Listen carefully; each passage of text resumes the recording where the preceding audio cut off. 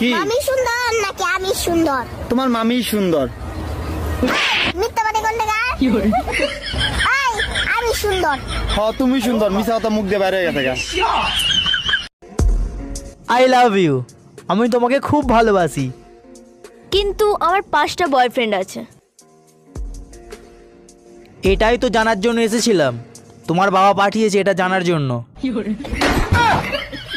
তোমাদের মেয়ে ছেলেদের বাজে একটা স্বভাব আছে। একদম বাজে কথা বলবা না। কি বাজে স্বভাব দেখছো তুমি? তোমার শাড়ি তোমার মাকে পরতে দিছো কেন? আমার শাড়ি মা পরছে, তাতে কি এমন ক্ষতি হয়েছে? মাঝে মাঝে আমি বাইরের থেকে হঠাৎ করে তোমার সাথে কি করি, পিছন থেকে জড়ায় ধরো। এই কি করছো তুমি?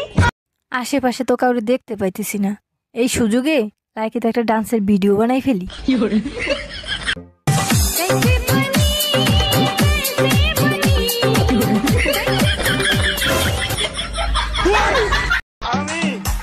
আমি কার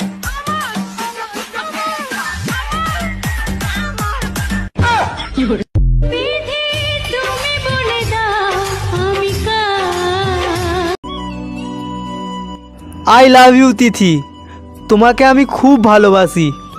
কিন্তু রাহুল ভাই, আমি তো আপনাকে ভাইয়ের চোখে দেখি।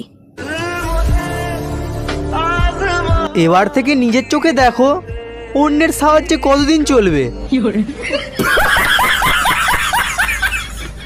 ঘরে এত শান্তি কে? বউরে একটা ফোন দেই।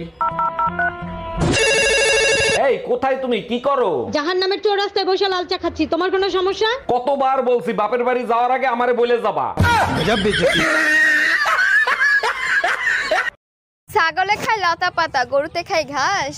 আমি দিলাম ভালোবাসা, তুমি দিলে বাস।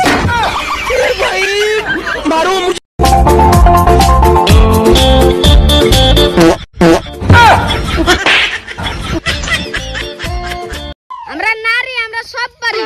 ও ম্যাডাম, তাহলে দেওয়ালে মুতে দেখান তিনি।